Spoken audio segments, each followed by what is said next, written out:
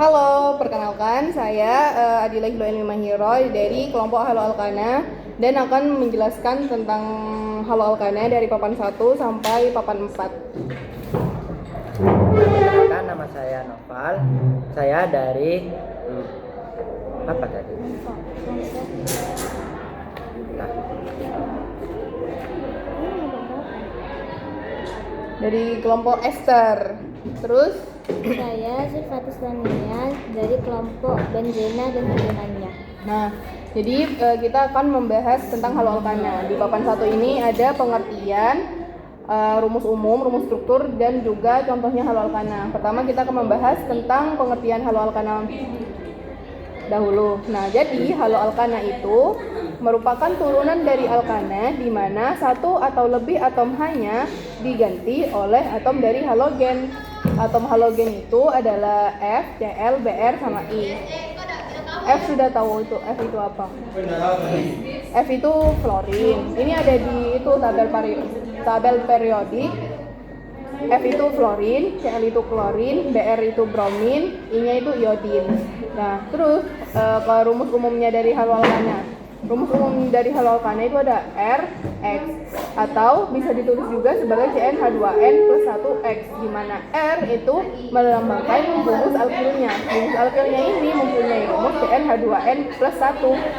Karena gugus alkilnya rumusnya ini, maka dapat juga ditulisnya ini yang tadi CnH2n plus 1X.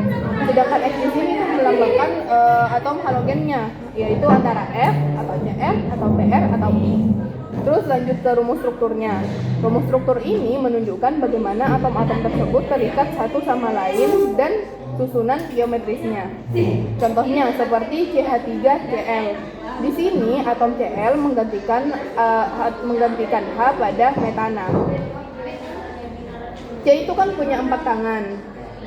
Sedangkan kalau alkana itu kan rumusnya CnH2n plus 1. Ini kan C-nya 1, H2N jadinya C-nya 1 jadi 2 kali 1 jadi plus 1 kan, jadi CH3. Sedangkan C itu punya 4 tangan, jadi kurang 1 kan.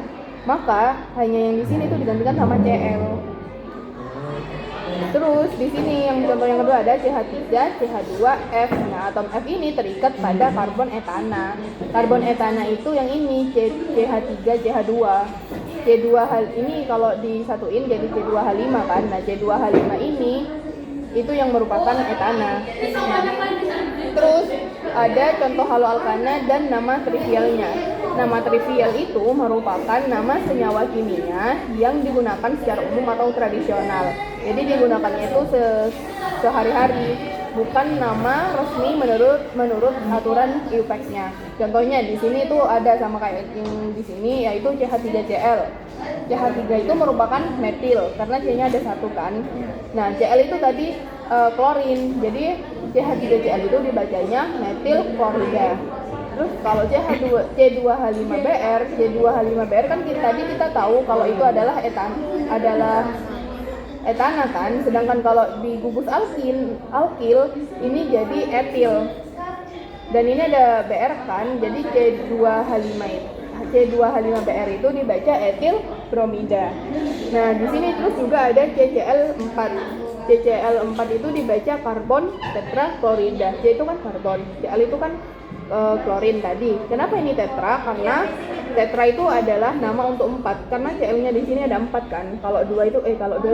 Kalau 2 itu di, kalau 3 itu tri, kalau 4 itu tetra.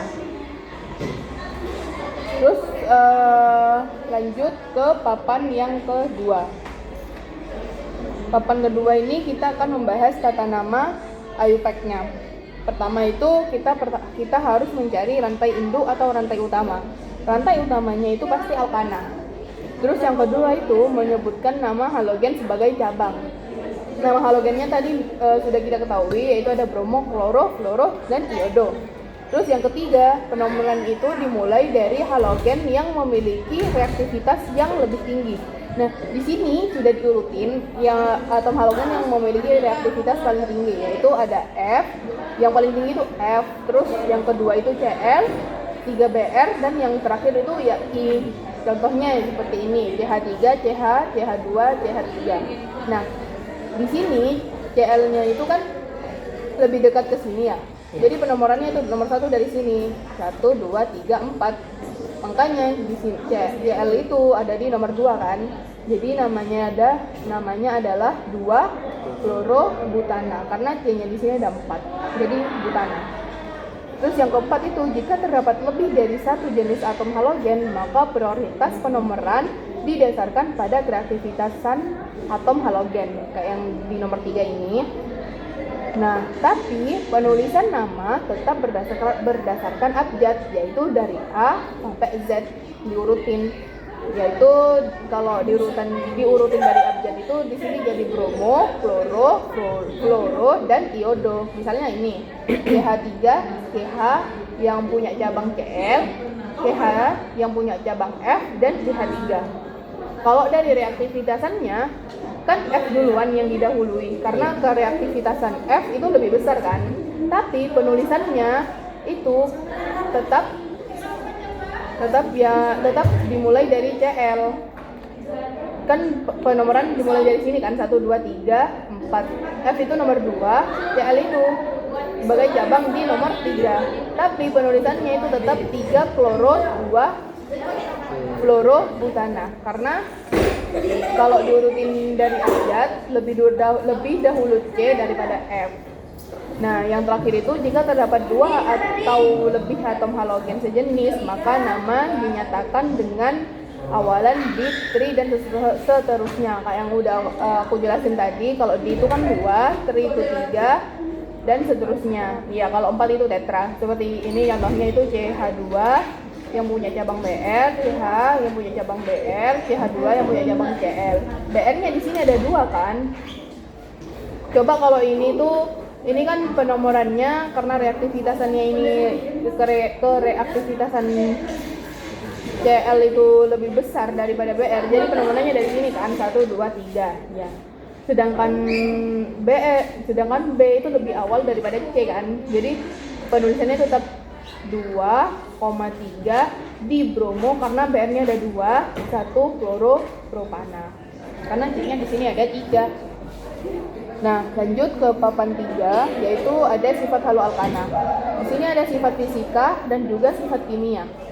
Kalau sifat fisika yang pertama itu senyawa haloalkana berwujud gas, cair, padat tergantung suhu ruang dan jumlah atom karbon. Nah, yang kedua, semakin banyak jumlah rantai karbon haloalkana, maka titik didih dan titik lelehnya semakin tinggi.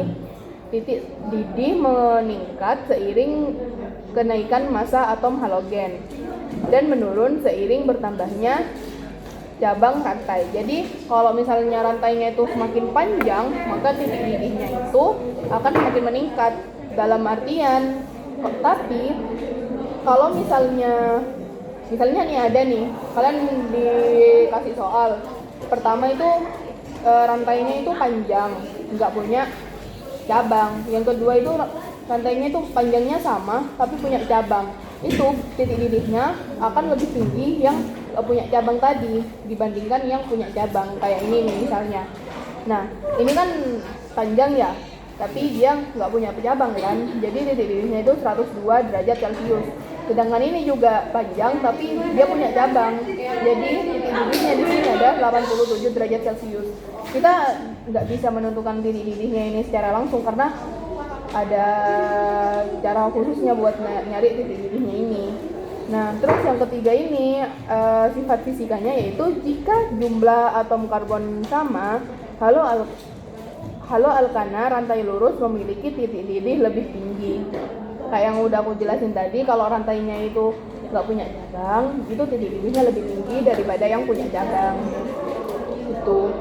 Terus di sifat kimia itu ada 3 reaksi, yaitu reaksi eliminasi, reaksi substitusi, dan reaksi reduksi. Nah, kalau reaksi eliminasi haloalkana akan terjadi ketika dipanaskan dengan basa kuat pekat. Basa kuat pekatnya di contohnya di sini ada NaOH. Dalam etanol akan menghasilkan suatu alkena. Jadi yang pertamanya ini kan haloalkana. Nah, dari namanya aja itu kan sudah haloalkana. Haloalkana itu kan halogen alkana. Nah, di sini dari alkana akan menjadi alkena. Jadi, misalnya contohnya di sini ada CH3, CH2, Br plus NaOH, yaitu etil bromida akan menjadi CH2 rangkap 2 CH2 plus NaBr plus H2O. Jadi etana. Di sini kan nggak ada rangkap 2-nya. Di sini alkana akan menjadi CH2 akan menjadi ada rangkap 2-nya menjadi etena, menjadi alkena. Begitu. Terus yang kedua itu ada reaksi substitusi. Reaksi substitusi haloalkana direaksikan dengan larutan basa kuat dalam air, maka akan menyebabkan molekul haloalkana terhidrolisis menghasilkan suatu alkohol. Nah, jadi nanti di sini contohnya di sini ya, CH3, CH2, CH2Br plus NaOH akan menghasilkan CH3, CH2, CH2OH OH NaBr. OH-nya di sini merupakan alkoholnya. Jadi dari satu bromopropana akan menjadi propanol. Pokoknya di sini akan terbentuk alkohol. Itu kalau reaksi substitusi.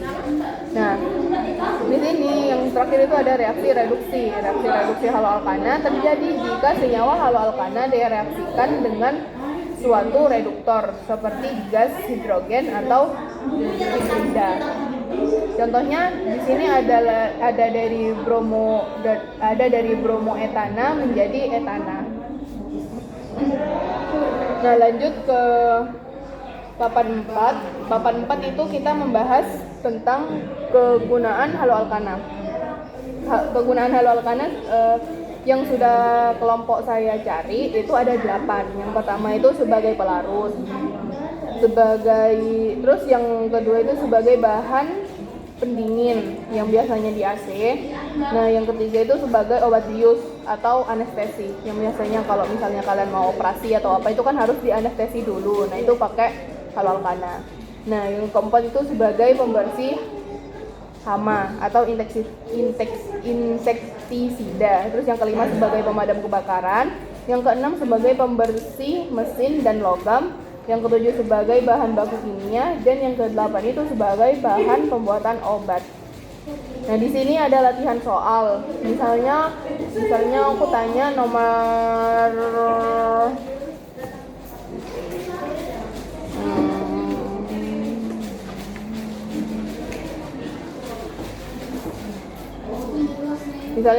nomor 5, rumus umum haloalkana. Tadi apa? Rumus umumnya haloalkana itu R-nya R sama X itu. Ya, betul. R itu kan tadi sudah dibahas kalau R itu sebagai gugus alkilnya dan X itu sebagai halogennya. Ya, benar. Kalian mungkin ada yang mau ditanyakan? Tidak ada, sudah jelas. Jadi sekian saja video kali ini. Terima kasih. Dadah.